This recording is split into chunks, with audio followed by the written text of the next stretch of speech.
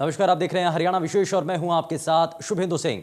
अहमदाबाद उपचुनाव का चुनावी प्रचार शाम 6 बजे के बाद से थम गया और अब चुनाव मैदान में डटे प्रत्याशी 2 दिनों तक डोर टू डोर जनसंपर्क कर सकेंगे। किसी भी तरह के जुलूस, रैली या रोड शो की इजाजत नहीं है। वहीं अहमदाबाद में 30 अक्टूबर को मतदान होना है। अहमदाबाद में उपचुनाव के लिए 211 मतदान केंद्र बनाए गए हैं और जिला उपायुक्त के मुताबिक निर्वाचन आयोग के आदेशानुसार चुनाव प्रचार की अवधि के खत्म होने के बाद निर्वाचन क्षेत्र के अंदर कोई भी प्रचार नहीं हो सकता है।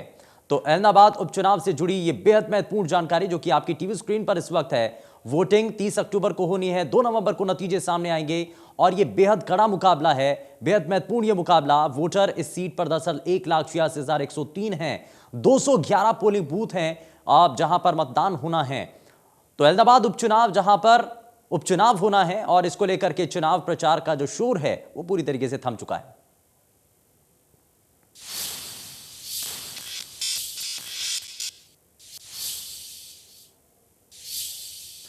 वहीं प्रदेश में बीजेपी और जेजेपी गठबंधन की सरकार के 2 साल पूरे हो चुके हैं। उप मुख्यमंत्री दुष्यंत चौटाला ने गठबंधन सरकार के 2 साल के कार्यकाल पर कहा है कि कोरोना महामारी जैसी चुनौतियों के बावजूद गठबंधन की सरकार ने 2 साल बेमिसाल पूरे किए। उन्होंने कहा कि 2 साल में गठबंधन सरकार ने अपने कई बड़े चुनावी वादों को पूरा भी किया है।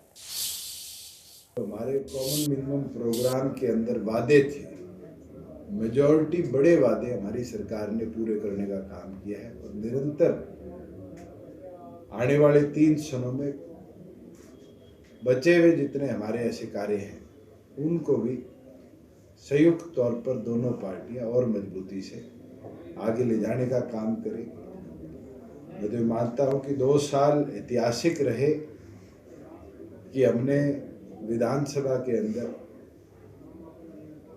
जितने भी एक्ट्स में अमेंडमेंट करी उनका लाभ जनता को मिला। जितने भी नए कानून लाने का काम किया, चाहे वो महिलाओं के लिए 50% पंचायती राज में हिस्सेदारी हो, 8% BCA की हिस्सेदारी हो, 75% युवाओं के लिए प्रदेश के अंदर तमाम प्राइवेट रोजगार में हिस्सेदारी हो। हमारे प्रदेश के अंदर जो एक 7A की समस्या थी उसको दुरुस्त किया और उसके साथ साथ डिजिटल उपयोग के साथ जो कोई इरेगुलरिटीज भी होती थी कम्युनिकेशन गैप के कारण, उसको पूरी तौर पर बंद करने का काम किया। हमारी सरकार ने छात्रों को एग्जामिनेशन, सेंट्रल एग्जामिनेशन के बराबर लाकर HTAC जैसी समस्या में जो बारी बारी एक्सटेंशन की मांग आती थी उसको पूरी तौर पर समाप्त करने का काम किया। हमारी सरकार ने पहली बार देश के अंदर गांव को लाल डोरा मुक्त कराने का जो सपना था उसको अचीव कर सिरसी से दिखाया और आज लगभग 4,000 गांव 6,800 में से हमने पूरी तौर पर अचीव करने का काम किया है। और बच्चों को भी हमने टारगेट लिया है कि डिजिटल सर्वे इस साल के अंत तक हम कर नेक्स्ट ईयर के अंदर ऑब्जेक्शंस निपटाकर लाल डोरा मुक्त हरियाणा करने का काम करेंगे। और उससे भी एक कदम आगे ले जाकर जो गांव का भी रेवेन्यू रिकॉर्ड है, चाहे वो एग्रीकल्चर हो, चाहे सरकारी हो, चाहे और किसी खाते में आता हो, उनको भी लैंड रिकॉर्ड्स को डिजिटलाइज करने का काम है। वहीं किसान आंदोलन पर डिप्टी सीएम दुष्यंत चौटाला की तरफ से कहा गया कि किसानों की उन्नति के लिए कई ऐतिहासिक कदम उठाए गए हैं। 2 साल में जरूर चुनौतियां बहुत थी, चाहे वो 2 वेव और बड़ी वेव कोविड की हमारे सामने आई या फिर दूसरी ओर पर आंदोलन ने भी कहीं ना कहीं विकास के अंदर बाधा डाली, और उसके बावजूद कृषि क्षेत्र के अंदर इजाफा हुआ है। हमारे किसान को 13 अलग अलग फसलों को MSP में बेचने में कामयाबी मिली। और तो और पहली बार हुआ कि बाजरे के अंदर जहाँ मार्केट रेट MSP से नीचे था 600 रुपये प्रति कुंटल, हमारी सरकार ने 1,33,000 किसानों के खाते में 263 करोड़ रुपया ट्रांसफर कर ऑलरेडी देने का काम किया है। और बचे हुए जो फार्मर्स हैं उनका भी हम अगले 1 सप्ताह 10 दिन के अंदर बैलेंस जो पैसा है, जो हमारी कमिटमेंट है, वो ट्रांसफ़र कर देने का काम करें। 1.5 साल से पैडी हो, वीट हो, लगभग 30,000 करोड़ रुपए की परचेज हरियाणा प्रदेश में राबी और खरीफ की हम करते हैं FCI के लिए और केंद्र सरकार के। और हमारी सरकार ने बड़ी मजबूती के साथ 30,000 करोड़ रुपया प्रति वर्ष डायरेक्टली किसान के खाते में डालकर 72 घंटे में उसकी फसल की कीमत पूरी तौर पर किसान को देने में अपना लक्ष्य प्राप्त किया है। चंडीगढ़ में कृषि मंत्री जेपी दलाल ने खाद की किल्लत सहित कई मुद्दों पर प्रेस कॉन्फ्रेंस की। उन्होंने कहा कि प्रदेश में डीएपी खाद की कमी नहीं है और कहा कि डीएपी खाद का एक्स्ट्रा स्टॉक उपलब्ध है। हरियाणा के अंदर डीएपी खाद की कोई कमी नहीं है और ना ही कमी रहेगी। टोटल जो खाद की इस रबी सीजन की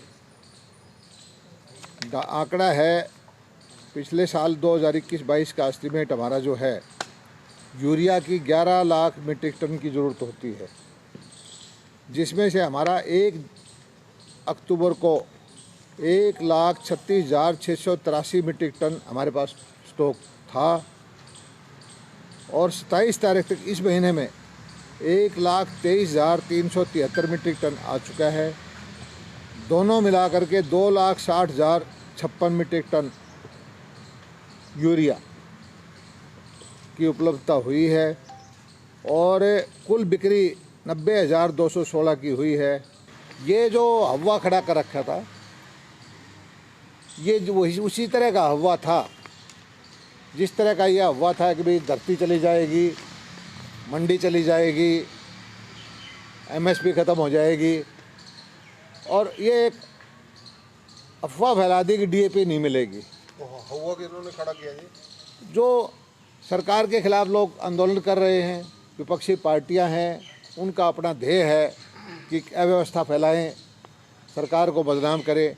लेकिन मैं किसान भाइयों को पहले भी बता चुका हूं कि एक एकड़ के लिए urea, DAP, super phosphate, single super phosphate, NPK हमारे पास उपलब्ध है और रहेगी।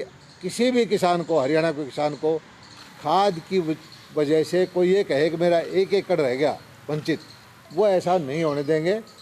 मैं अपने सारे किसान भाइयों को आश्वस्त कर देना चाहता हूँ।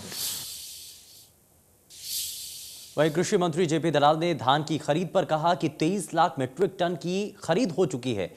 वहीं उन्होंने बाजरे को लेकर कहा कि बाजरा अभी तक मंडी में नहीं आ पा रहा है। कि इस बार जो पैडी है 2020 में आज तक जो पैडी की अराइवल हुई थी 44.26 लाख मीट्रिक टन, उस वक़्त हमने पहले शुरू की थी। इस बार लेट शुरू की 1 हफ्ता, उसके बावजूद हम 44.40 लाख मीट्रिक टन अराइवल हो चुकी है। जो पिछले साल इस आज तक आई थी उतनी अराइवल मंडियों में हो चुकी है। उसमें से 43 लाख मीट्रिक टन हम खरीद चुके हैं।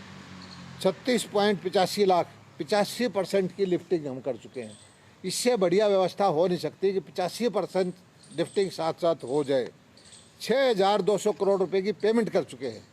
पहले 15-15 महीना लगता था, अब हमने नीति बना दी कि 72 घंटे के बाद अगर किसान की पेमेंट लेट होगी तो उसको ब्याज देंगे 9%। उसका परिणाम ये है कि इस पैडी की 6,200 करोड़ रुपए की साथ साथ किसानों को पेमेंट भी जा रही है। बाजरे की खरीद आप ये पता करो कि बाजरा किसान मंडी में लेके ही नहीं आ रहा है। उसको पता है कि 600 रुपये उसको मिल रहे हैं और उसका बाजरा महंगा बिकेगा। आपके यहाँ फ़ोन होंगे मंडियों में, आप पता कर लो। पिछली बार 1 महीने के अंदर 7.5 लाख मीट्रिक टन बाजरे की हमने खरीद की थी अक्टूबर में। इस बार कितना बाजरा आया है पता कर लो। पेगासस जासूसी कांड पर एक बार फिर से राजनीति गर्म है और कांग्रेस नेता राहुल गांधी ने एक प्रेस कॉन्फ्रेंस में मोदी सरकार पर जमकर निशाना साधा। राहुल गांधी ने कहा कि पेगासस के माध्यम से भारतीय लोकतंत्र को कुचलने का प्रयास किया। ये एक बड़ा कदम है कि सुप्रीम कोर्ट ने कहा है कि वो इस मामले को देखेंगे। मुझे विश्वास है कि इससे सच्चाई सामने आएगी। पार्लियामेंट के सेशन में हमने पेगासस का मुद्दा उठाया था। पेगासस देश पर, देश के इंस्टीट्यूशंस पर एक आक्रमण है, अटैक है। और हमने 3 सवाल पूछे थे। पेगासस को किसने खरीदा? क्योंकि पेगासस को कोई प्राइवेट पार्टी, इंडिविजुअल नहीं खरीद सकता है। पेगासस को सरकार ही खरीद सकती है, ये एक हथियार है। और हमने पूछा था सरकार में ऑथराइजेशन किसने दी, साइन ऑफ किसने किया। दूसरा हमारा सवाल था कि पेगासस किन किन लोगों पर डाला गया था, किन लोगों की टैपिंग की गई थी, किन के फोन्स इन्फेक्ट किए गए थे।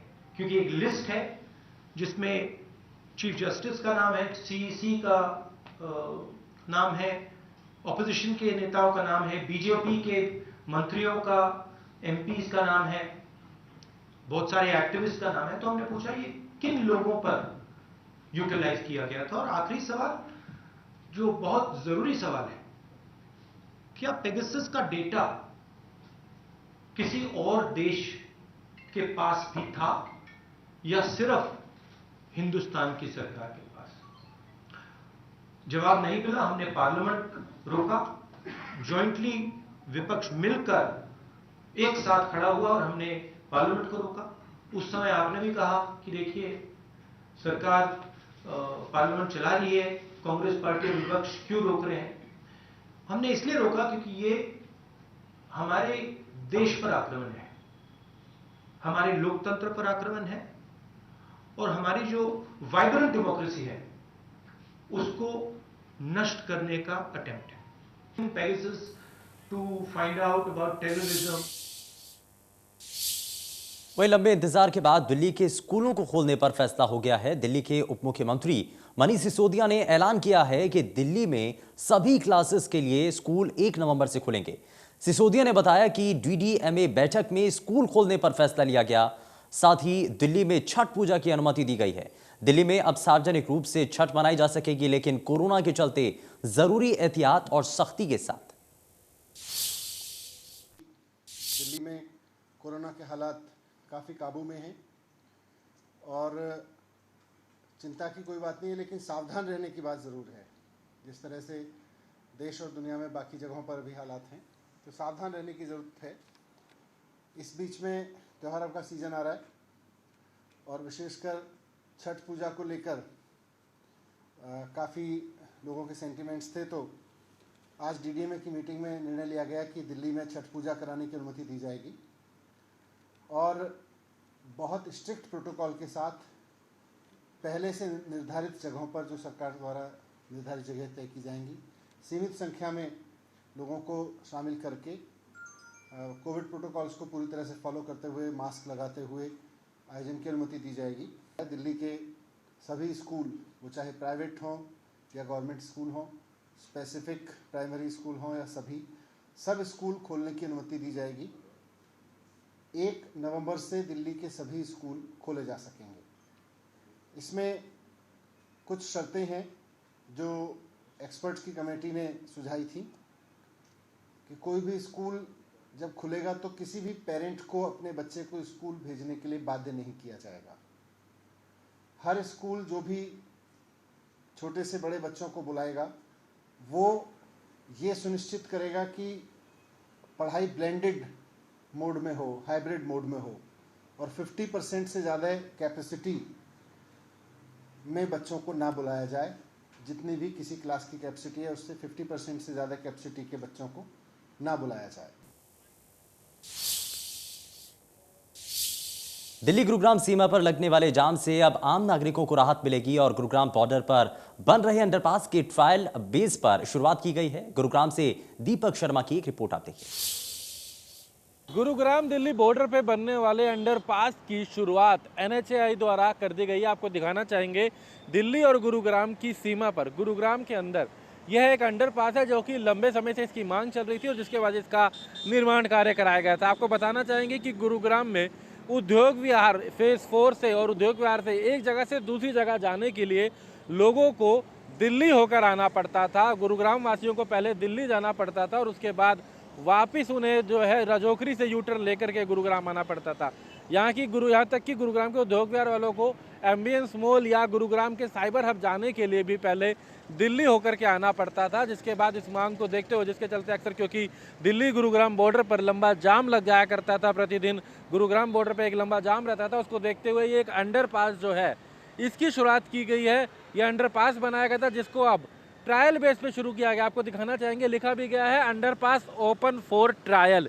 ये एक बड़ी अगर कहें तो गुरुग्राम वासियों को, दिल्ली वासियों को सौगात है, क्योंकि जो लोग गुरुग्राम के एक हिस्से से दूसरे हिस्से जाना चाहते थे उन्हें पहले दिल्ली जाना पड़ता था NHAI पे उद्योग विहार के आसपास के लोगों को, लेकिन अब वो इस अंडरपास के जरिए उन्हें अब दिल्ली नहीं जाना पड़ेगा, बल्कि गुरुग्राम के उद्योग विहार से आने वाले लोग, गुरुग्राम की तरफ से आने वाले लोग इसी अंडरपास के जरिए दूसरी जगह जा सकेंगे। एक लंबी मांग लंबे समय से थी। यहाँ लिखा भी गया है ऊपर कि Ambience Mall, Cyber City, DLF, Jaipur, इन जगहों पर जाने वाले लोगों को अब दिल्ली नहीं जाना पड़ेगा। खासकर इसका फ़ायदा उन लोगों को भी है जो टैक्सी चालक है, कॉमर्शियल वाहन चालक हैं।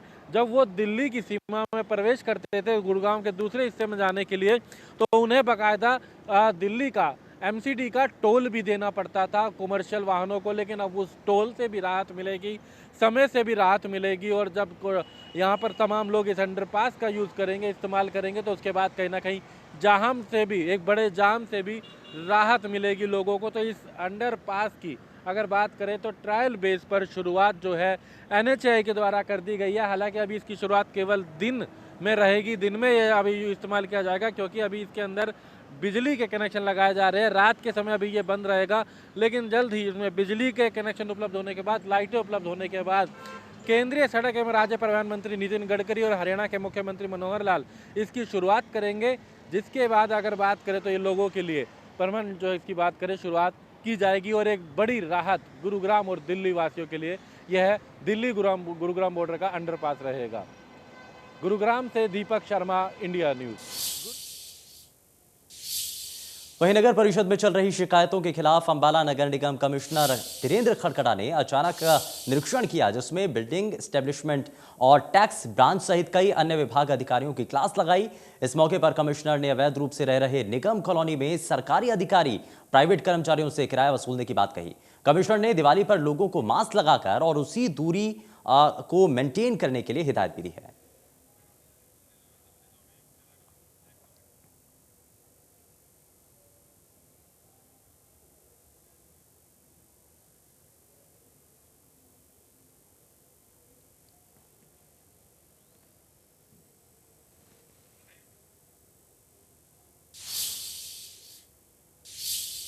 प्रदेश में डेंगू का प्रकोप लगातार जारी है। सोनीपत में शुरुआत से अभी तक 418 डेंगू के मरीज सामने आ चुके हैं। अब सिविल अस्पताल लैब से 250, कानपुर लैब से 150, दूसरे जिलों और निजी अस्पतालों से 18 केस की पहचान हो चुकी है।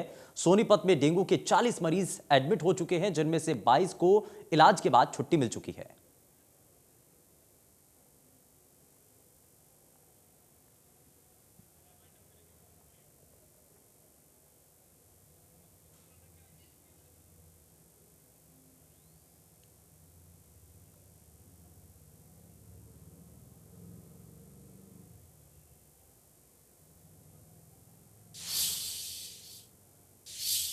मेजर ध्यानचंद खेल रत्न अवार्ड के लिए इस बार 11 खिलाड़ियों को नॉमिनेट किया गया है। इनमें टोक्यो ओलंपिक 2020 में गोल्ड मेडल जीतने वाले नीरज चोपड़ा, सिल्वर मेडल जीतने वाले रवि दहिया का नाम भी है। इनके अलावा क्रिकेटर मिताली राज, बॉक्सर लवीना, पैरालंपिक में मेडल जीतने वाली अवनी लेखरा शामिल हैं। वहीं अर्जुन अवार्ड के लिए शिखर धवन, शरद कुमार, सुहास एलवाई जैसे नाम शामिल हैं।